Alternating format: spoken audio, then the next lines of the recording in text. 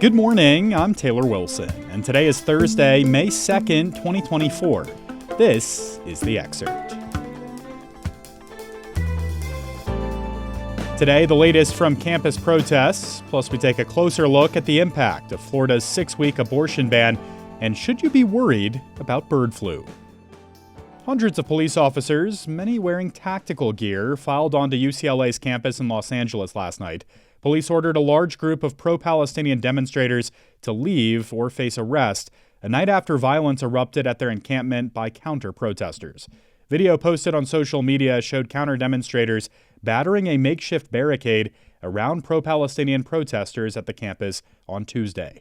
UCLA canceled class yesterday after the incident. As the police force entered the campus last night to clear the encampment, some of the protesters were heard yelling at them, quote, "Where were you yesterday?" unquote. UCLA officials said the campus will resume operations on a limited basis today and tomorrow. Elsewhere, 90 pro-Palestinian demonstrators were arrested at Dartmouth College in New Hampshire yesterday, and several hundred protesters gathered for a peaceful demonstration at Ohio State University.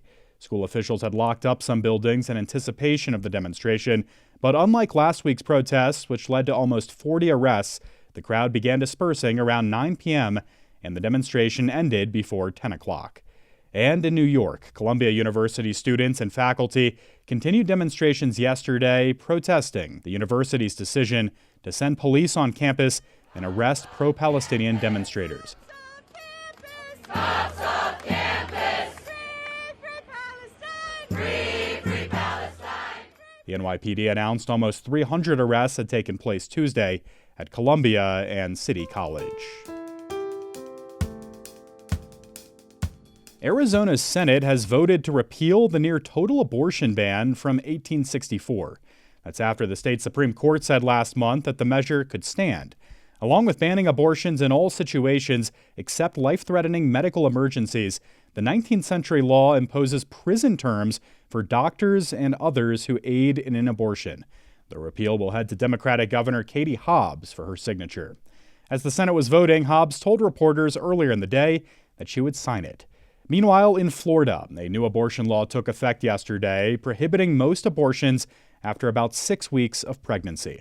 I spoke with USA Today Congress and campaigns reporter Savannah Kuchar for more. Savannah, thanks for hopping on the Excerpt today.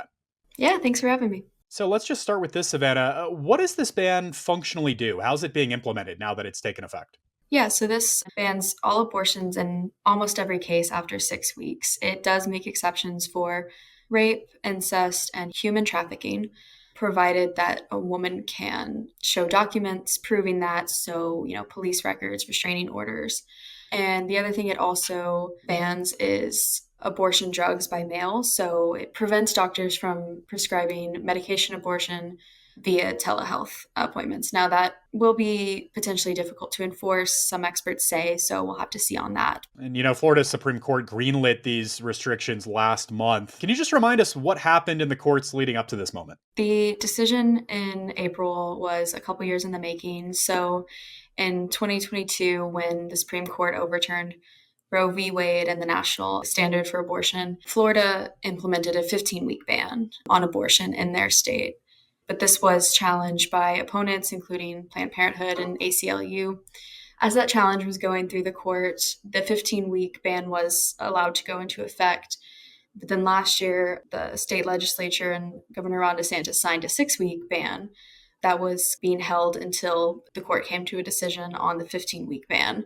So in April, the court allowed the 15-week ban to stand, which in effect triggered the 6-week ban. So what are we hearing from patients and clinics in the state now that this ban is in place? We have heard from both providers and advocates that people in Florida, patients, residents, are already feeling the impact. Talking to clinics in the state, one told us that, she called this a public health crisis and said that she's devastated because she knows she's going to have to turn patients away if they're after 6 weeks, which many women don't know that they're pregnant before 6 weeks. So it's expected that many clinics are going to have to turn away many patients for abortions in the state. Yeah, so abortion opponents, Savannah, presumably on board with this ban. What are we hearing from them?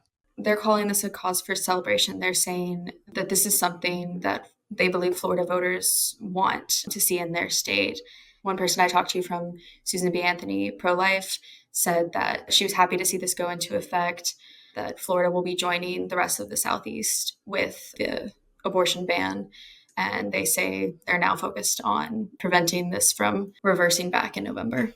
How might this ban really ripple across the South? It's definitely expected to have impacts regionally. So for starters, Florida was by comparison a access point for patients in the South, women and patients in Georgia or Alabama, places like that with either a 6-week ban or a near total ban. They could come to Florida, which with its 15-week limit is less restrictive, and seek abortions there. But now obviously that option is taken away. Women in the South have lost that option to seek abortion care. We'll have to turn to either places like North Carolina or Virginia or leave the region. On the flip side, women in Florida are now expected to be the ones to travel to seek abortions. And it's expected to increase travel for abortion and also put a strain on funds for abortion that a lot of aid organizations try to provide women to help them travel. So, Savannah, what's next here? I know abortion will be on the ballot in Florida this fall. Next in Florida is a ballot measure in November that would enshrine abortion access in the state through viability, which is often around 24 weeks. So it would very much reverse, the current ban, even going beyond what had been with the 15-week ban. Advocates say that they're confident it will pass. A poll from USA Today and Ipsos found that about 50% of Florida voters said they would support such a abortion measure. It does need 60% to pass, but we'll see what happens with that. So far, abortion ballot measures in other states have a perfect win streak for abortion rights side. We'll have to see what happens in November in Florida. All right, Savannah Kuchar covers Congress and campaigns for USA Today. Thank you, Savannah. Thank you. Independent presidential candidate Robert F. Kennedy Jr. proposed to take a no spoiler pledge with President Joe Biden at a campaign event in New York yesterday. The pledge, as he laid out, would have Kennedy and Biden co-fund a 50-state poll of more than 30,000 people in October that would pit each of them against former President Donald Trump in a two-man race, and agreeing that whoever performs weakest against him will drop out of the presidential race. After presenting results from a campaign commission poll that showed scenarios where he could win against both Biden and Trump in separate head-to-head races, Kennedy alleged that Biden is actually the so-called spoiler in the race, not him. Democrats quickly rejected the argument yesterday. Democratic National Committee spokesperson Matt Corradoni called Kennedy a spoiler candidate in a statement. Initially running as a Democrat in line with the Kennedy dynasty, the presidential hopeful switched parties to run as an independent. RFK appears to be drawing voters aged 18 to 34 and 35 to 49 away from Trump, according to a national poll released April 18th. The Florida Atlantic University and Main Street Research poll showed President Joe Biden narrowly leading Trump by a single point. But when RFK was added to the test ballot, Biden's lead over Trump grew to 5 points. Trump attacked RFK in a series of posts on his Truth Social account about a week after the poll was released, calling him a Democrat plant.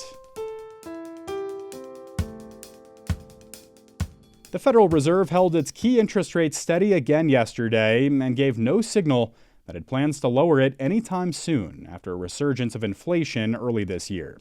In a statement after a two-day meeting, the Fed said that in recent months, there's been a lack of further progress toward the Fed's 2% inflation objective. The concerns about persistent inflation suggest the Fed likely will not be prepared to cut rates for at least a few months, if not longer. You can read more with a link in today's show notes.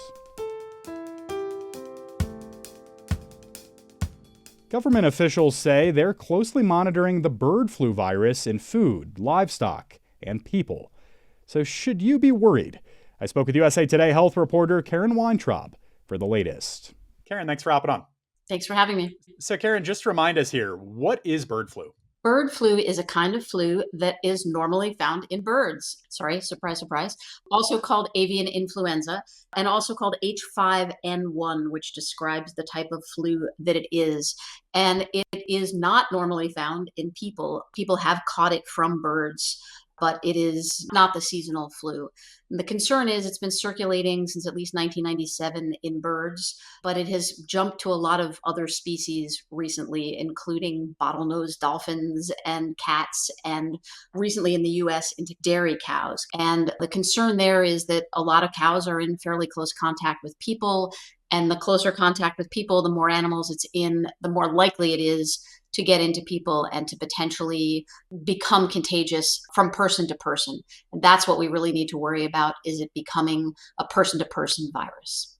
So, Karen, are the workers who work around these animals protected? We hope so, but we don't really know. So the concern, again, is that a worker who is in close contact with chickens in the past and now with dairy cattle might come into contact with this virus. We know of one person in Texas who got the virus in their eye. They got conjunctivitis, red eyes from this. Nothing more serious than that, luckily, but people have died in the past from catching avian flu.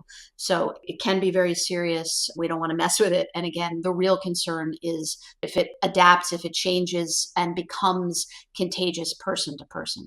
For folks listening, Karen, what precautions can they take? Are there vaccines available, for instance? So there is a stockpile of vaccines, and there are some vaccines under development. The trick is to develop the vaccines fast enough for a virus that's changing really, really rapidly, and a population that has no protection at all. I get the annual flu vaccine. I've had the flu in the past. I still would have no protection at all against this virus. The human body has never seen this virus before. Yeah, so Karen, just how worried should folks be, especially when it comes to the food supply? Is it safe to eat chicken or beef right now? The average person, general public, is at no risk whatsoever at this point. It's only people who are on farms, or the one concern is people who drink unpasteurized milk. Never a good idea, particularly not a good idea right now. The danger is that this virus does seem to be fairly widespread in the milk supply in certain states, but in a number of states. So if you drink the milk, it's possible it could have unpasteurized milk. It could have avian flu in it. The commercial milk, the milk you buy on the grocery store shelves, is pasteurized, so you don't have to worry about it.